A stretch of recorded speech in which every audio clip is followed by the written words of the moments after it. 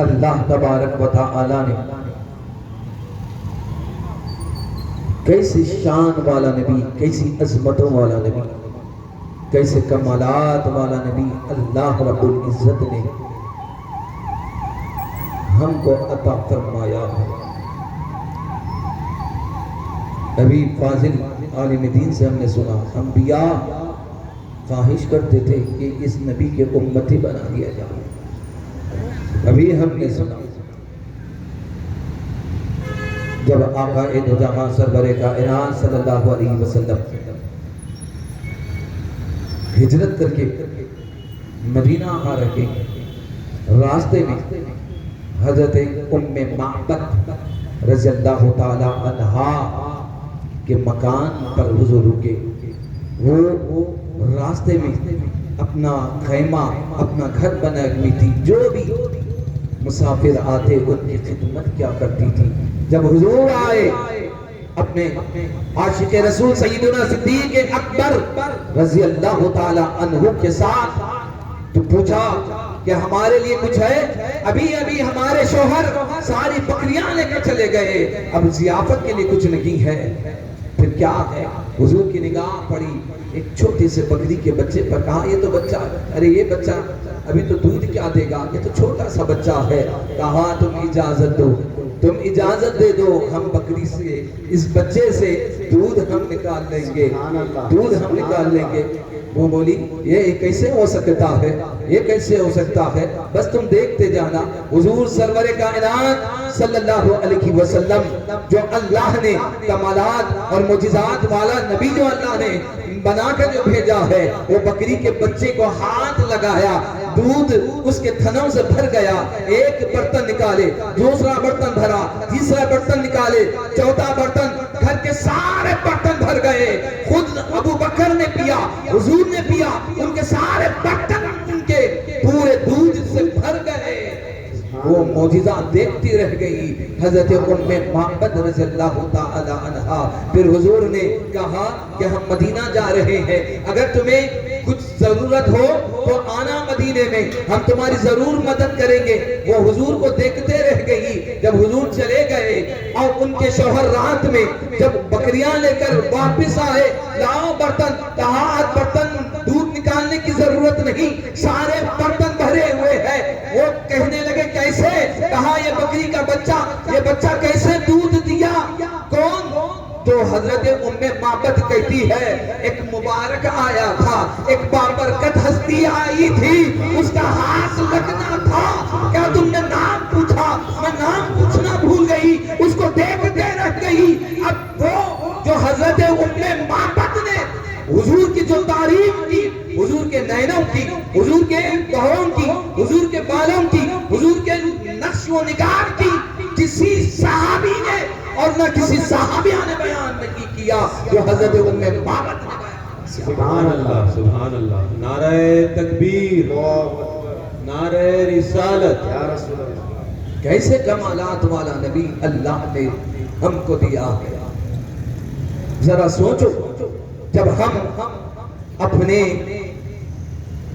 Company کے لیے کسی مینیجر کو ڈھونڈتے گئے تو کتنے لوگوں کا انتخاب کر کے، کتنے لوگوں کو چھانٹ کر، کتنے لوگوں کا انٹرویو لے کر ہم اپنے کمپنی کے لیے لوگوں کا انتخاب کرتے ہیں۔ اس سے بڑھ کر اگر آپ یہ دیکھیں اپنے گھر کے لیے کوئی لڑکی کا انتخاب کر رہے ہیں، کتنے لوگوں کو ریجیکٹ کرتے ہیں، کتنے لوگوں سے چن کر اس کو اپنے گھر لانے کی کوشش کرتے گئے، اپنے رفیق حیات بنانے کی کوشش کرتے گئے۔ یہ ہمارا انتخاب ہے، غلط بھی ہو سکتا ہے، لیکن خدا کا انتخاب اللہ نے انسانوں میں سے نہیں، نبیوں میں سے چن کر اللہ نے امام الانبیاء، سبحان اللہ، سبحان اس کا اللہ۔ چنا ہوا غلط نہیں ہو سکتا، اس کا چنا ہوا بے عیب ہوتا ہے۔ خدا کا انتخاب کبھی غلط نہیں ہو سکتا۔ سبحان اللہ۔ اللہ نے ایسے چن کر محبوب کو انتخاب فرمایا۔ اللہ فرما رہا ہے اللہ یستبی، اللہ یستبی من اللہ تبارک و تعالی نبی کے انتخاب کی بات قرآن مجید میں کر رہا ہے۔ کیسے ہم نے انبیاء میں سے چن کر اپنے محبوب کو امام الانبیاء بنا کر تمہارے پاس بھیجا. ہم نبی کو سمجھے ہی نہیں، سمجھا تو اپنی طرح سمجھے. حضور کی میلاد پہ ذرا غور کرو، حضور کی ولادت کے معجزات پہ ذرا غور کرو. ہم میلاد کیوں مناتے ہیں؟ حضور کی میلاد کی طرح کسی کی ولادت ہوئی نہ ہوگی، اسی لیے ہم حضور کا میلاد. کئے نبی کئے انبیاء کی ولادت ہوئی، کئے نبی معجزات کے ساتھ آئے، کئے نبی مختون پیدا ہوئے، بہت سارے نبی آئے، لیکن جس طرح ہمارے نبی کی ولادت مبارکہ ہوئی نہ کسی کی ہوئی نہ ہوگی. سبحان اللہ سبحان اللہ سبحان اللہ. آپ ذرا غور کریں، جب کوئی لڑکا اپنے ماں کے بدن میں جب پرورش پاتا ہے تو اللہ تبارک و تعالی اس کی غذا کا انتظام پیٹ میں کیسے فرما رہا ہے؟ کیا بات ہے. ماں کی رگ بیٹے کے جو بھی نومولود ہوتا ہے بمبی میں اس کی ملے بھی ہوتی ہے، اور غذا کا انتظام اللہ تبارک و تعالی وہ ماں کا خون پی پی کر پروان چڑھتا ہے، اپنی حیات کا اعلان کرتا جاتا ہے. اور جب پیدا ہوتا ہے، جنم لیتا ہے تو رگ ملے بھی ہوتی ہے، ڈاکٹر اس کو کاٹتے ہیں اور بیٹے اور ماں سے الگ کرتے ہیں.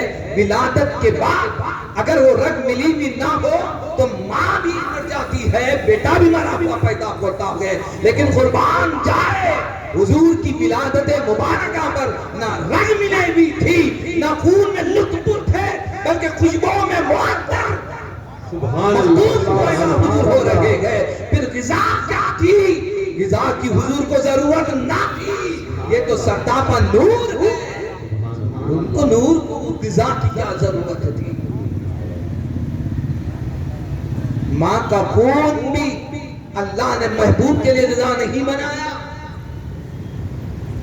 بلکہ بغیر رگ ملے ہوئے سرکار دو عالم جس کو نام بریدہ کہا جاتا. سبحان اللہ. احادیث مبارکہ میں اس طرح حضور کی ولادت. اسی لیے حضرت حسان رضی اللہ تعالیٰ جو حضور کے مداح رسول ہے، حضور کے دربار میں ممبر پر کھڑے ہو کر نعت سناتے اور حضور سامنے بیٹھ کر سنتے تو پتہ یہ چلا کہ سننا صحابہ کی سنت ہے، سننا حضور کی سنت. سبحان اللہ سبحان نعت اللہ. مصطفیٰ حضور نے سنا. آپ فرماتے وَأَحْسَنُ مِنْكَ لَمْ تَرَ قَطُّ عَيْنِي وَأَجْمَلُ مِنْكَ لَمْ تَلِدِ النِّسَاءُ خُلِقْتَ مُبَرَّأً مِنْ كُلِّ عَيْبٍ كَأَنَّكَ قَدْ خُلِقْتَ كَمَا تَشَاءُ. حضرت حسان کیا عقیدہ بیان کر رہے ہیں؟ میری آنکھوں نے آپ سے زیادہ حسین کبھی دیکھا نہیں. سبحان اللہ. وَأَجْمَلُ مِنْكَ لَمْ تَلِدِ النِّسَاءُ. آپ سے زیادہ خوبصورت عورتوں نے جنم ہی نہیں دیا. خُلِقْتَ مُبَرَّأً مِنْ كُلِّ عَيْبٍ. ہر عیب سے آپ پاک پیدا کیے گئے. کَأَنَّكَ قَدْ خُلِقْتَ كَمَا تَشَاءُ. آپ جیسا چاہتے تھے اللہ نے آپ کی مرضی کے مطابق پیدا آپ کو کیا. سبحان اللہ سبحان اللہ. ہم نبی کو اپنی طرح سمجھتے ہیں.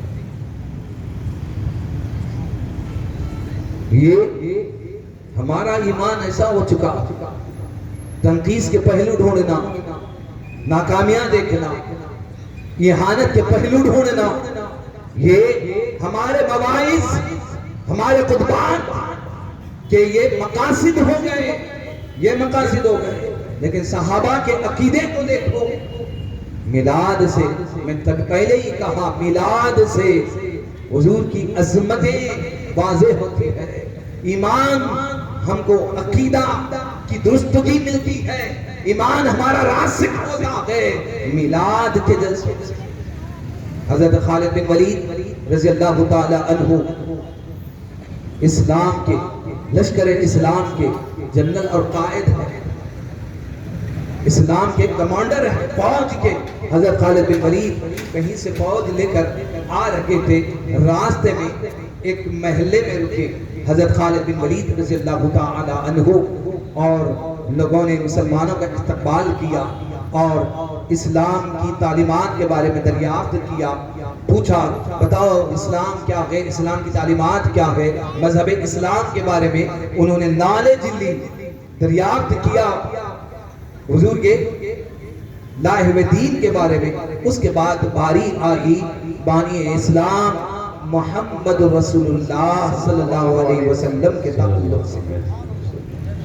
وہ قوم کے لوگ پوچھ رہے ہیں اے مسلمانوں بتاؤ تمہارے نبی کی تعلیمات تو ہم نے دیکھ لیا، پوچھ لیا، سارے تعلیمات سب کچھ اچھے ہیں، نبی کے بارے میں بتاؤ، حسب نسب بتایا، فضیلتیں بتائی، کمالات بتائے، سب بتائے۔ اب اس کے بعد آگے مرحلہ آیا کہ نبی کیسے ہیں، دیکھتے کیسے ہیں، حضور مسکراتے کیسے ہیں، حضور کے اخلاق کیسے ہیں، حضور کے نین کیسے ہیں، حضور کے بویں کیسے ہیں، حضور کی زلفیں کیسی ہے۔ اب یہ جب پوچھنے لگے تو حضرت خالد بن ولید نے معذرت کر لی، کہا کہ ہم نہیں بتا سکتے۔ ارے تم ان کی صحبت میں رہتے ہو، ان سے تعلیمات حاصل کرتے ہو، ان سے سب کچھ سیکھتے ہو، نبی کا حلیہ بیان نہیں کرو گے؟ کہا ہم نہیں بیان کر سکتے۔ کیوں بیان نہیں کر سکتے؟ ہم نے نگاہ اٹھا کر دیکھا ہی نہیں ہے، ہمارے ادب کے کیا بیان کریں؟ سبحان اللہ، ہم نے تو نگاہ اٹھا کر دیکھا نہیں ہے، کیسا ادب، کیسے اپنے آقا کا ادب صحابہ نگاہ اٹھا کر ہم نے دیکھا نہیں۔ کیا حضور کے گال بیان کرے، حضور کے مسکرانے کو، حضور کے تبسم کی اداؤں کو کیا بیان کرے؟ ہم نے تو نگاہ اٹھا کر مارے ادب کے دیکھا نہیں ہے۔ کیسے بیٹھتے تھے مجلس میں حضور کے، بت سمجھ کر، پتھر سمجھ کر، پرندے آ کر صحابہ کے سروں پر بیٹھ جاتے تھے، جرأت نہیں تھی کہ پرندے کو حضور کے سامنے اٹھا دے یا حکام دے یا حرکت کر دے۔ یہ ادب کا معاملہ تھا صحابہ کا، یہ ادب کا معاملہ تھا۔ تو حضرت خالد بن ولید معذرت خواہی کر رہے ہیں، ہم بیان نہیں کر سکتے، ہم بیان نہیں کر سکتے کہ حضور کے گالوں کے تعلق سے، حضور کے آنکھوں کے تعلق سے، حضور کے منہ مبارک کے تعلق سے، حضور کے زلفوں کے تعلق سے، حضور کے بھووں کے تعلق سے ہم بیان، کچھ تو ہوں گی، کچھ تو ادائیں، کچھ تو بیان کرو، نقش و نگار۔ تو حضرت خالد بن ولید پر جب اصرار بڑھا تو ایک ہی جملہ کہا، اور وہ جملہ تاریخ کی کتابوں میں سنہرے حروف سے لکھا ہوا ہے، اور آپ بھی اپنے دل کی تختی پر نقش کرتے ہیں۔ سبحان اللہ، کیا جملہ کہا حضرت خالد بن ولید رضی اللہ تعالی عنہ نے؟ کیا کہا؟ دیکھو ایک ہمارا مرسل ہے، ایک ہمارا مرسل ہے۔ مرسل کس کو کہتے ہیں؟ بھیجنے والے کو خدا کو مرسل کہتے ہیں۔ ایک مرسل ہے اور ایک بھیجا ہوا ہے، اس کو کہتے ہیں مرسل۔ انک لمن المرسلین، اللہ تبارک و تعالیٰ سورہ یاسین میں، اے انسان کی قسم جس سے انسانیت جس کو ملی، حضور کو انسان کہہ کر جس سے سارے انسانیت کو انسانیت ملی، اللہ خطاب کر کے کہہ رہا ہے یاسین، یعنی حضور کو انسان کہہ کر کہتا ہے انک لمن المرسلین، بے شک آپ بھیجو میں سے۔ تو حاضرین کرام، حضرت خالد بن ولید نے کہا کہ ایک مرسل ہے، بھیجنے والا، مرسل جس کو بھیجا گیا، یعنی رسول کو مرسل کہا جاتا ہے عربی زبان میں۔